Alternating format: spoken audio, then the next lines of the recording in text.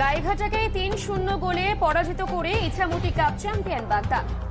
Bongaon football লাভার অ্যাসোসিয়েশনের পরিচালনায় বাগদা স্টেডিয়ামে মাঠে আয়োজিত ইছামতি কাপ ফুটবল টুর্নামেন্টের চ্যাম্পিয়ন হল বাগদা বিধানসভা একাদশ।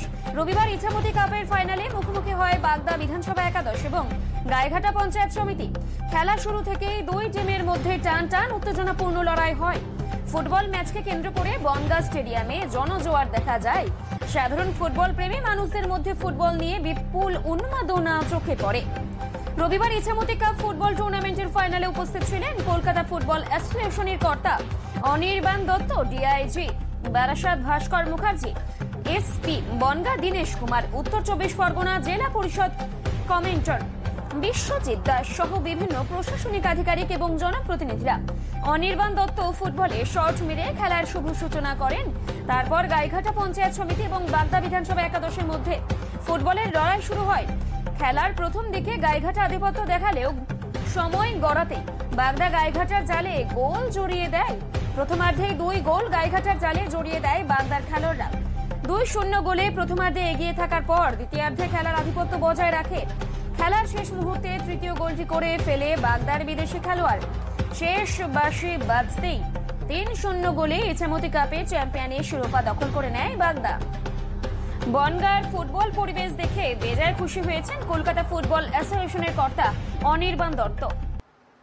২০২৫ এটা বনগাঁর সাধারণ মানুষের মধ্যে ফুটবল উন্মাদনা তৈরি করেছে। তার মধ্যে আজকে আইএফএ সচিব ঘোষণা করলেন যে এই মাঠে আগামীতে কলকাতা লিগের ম্যাচ পেতে চলেছে। বনগাঁয় কলকাতা লিগের ম্যাচ পাওয়া যে আশ্বাস, কি মনে করছেন, কি বলবেন? নিশ্চিতভাবে ইছামতি কাপ সেই সুযোগ এনে দিয়েছেন।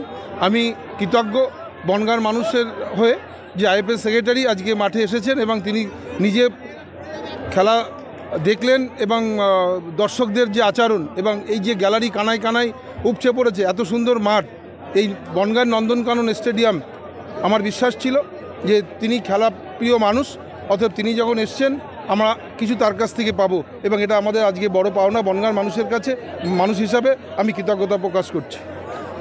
মাঠে আপনি রীতিমতন বললেন যে ক্যালকাটা ফুটবল লিগ বনগাঁ মাঠে আগামীতে হবে, কি বলবেন? মানে এই বনগাঁর মানুষের দেখুন, সব থেকে বড় ইনগ্রিডিয়েন্ট একটা ফুটবলের সাকসেসফুল টুর্নামেন্ট করতে গেলে সেটা হলো দর্শক। যেই জায়গায় ফুটবল নিয়ে এরকম উন্মাদনা আছে, আমার মনে হয় সেখানে ম্যাচ হওয়া উচিত সিএফএলের। এই যে এত মানুষ এখানে একত্রিত হয়েছে দুটো আঞ্চলিক টিমের খেলা দেখতে, তাহলে আমার মনে হয় ক্যালকাটা ফুটবল লিগের টিমরা যদি খেলতে আসে সেখানে এই উন্মাদনা আরও কয়েক গুণ বৃদ্ধি পাবে। আর বাকি যা আছে সেগুলো সবই ম্যানেজ করা সম্ভব, সবই অ্যারেঞ্জ করা সম্ভব। ধরুন আমি যেটা বলছিলাম যে এই মাঠটা কিছুদিনের সামান্য কিছুদিন পরিচর্যা পেলেই কিন্তু এটা লিগ খেলার যোগ্য হয়ে যেতে পারে। সেগুলো হলে পরে এখানে খেলা হলে, যেখানে এত মানুষ ভিড় করে খেলা দেখতে আসে, খেলার প্রতি এত ভালোবাসা যেখানে মানুষের ফুটবল খেলার প্রতি, সেখানে খেলা হওয়াটাই স্বাভাবিক, না হওয়াটা অস্বাভাবিক। অফকোর্স খেলা হতে গেলে সবার আগে, আমি যেটা আগেও বলছিলাম আমার বক্তব্যে, যে সবথেকে গুরুত্বপূর্ণ হলো প্লেয়ার, তাদের সেফটির দিকটা দেখতে হয়, মাঠের স্ট্যান্ডার্ড এবং এই মাঠটা কিন্তু একটা স্ট্যান্ডার্ড মাঠের থেকে খুব বেশি দূরে নেই। এখানে সামান্য পরিচর্যা হলে এই মাঠটায় ক্যালকাটা লিগ আরামসে অর্গানাইজ করা সম্ভব। ইতিমধ্যে কলকাতা কয়েকটি বড় ক্লাব এসেছিল, তারা কোয়ার্টার ফাইনালে এখানে হেরেছে, এখানে স্থানীয় ক্লাবই খেলছে। সেক্ষেত্রে ইছামতি কাপ নিয়ে কী বলবেন? দেখুন, এই টুর্নামেন্টগুলো বাংলার ফুটবলকে বাঁচিয়ে রাখে, এই টুর্নামেন্টগুলো বাংলার ফুটবলকে এগিয়ে নিয়ে যায়। সবার পক্ষে কলকাতায় খেলতে পৌঁছানো সম্ভব হয় না ক্যালকাটা ফুটবল লিগ, যার জন্য আমরা একটা উদ্যোগ নিয়েছি, আপনারা জানবেন নিশ্চয়ই, বেঙ্গল সুপার লিগ, মানে জেলায় খেলাটাকে ছড়িয়ে দেওয়া, যাতে ফুটবল আগামী দিনে আরও এগিয়ে নিয়ে যাওয়া যায়। এই ফুটবলের উন্মাদনা যেখানে রয়েছে সেখানে ফুটবলটাকে পৌঁছে দেওয়া যায়। আর জেলার সব প্লেয়ার যদি কলকাতায় খেলতে না যেতে পারে, তার মানে এই নয় যে তারা কলকাতার প্লেয়ারদের থেকে পিছিয়ে।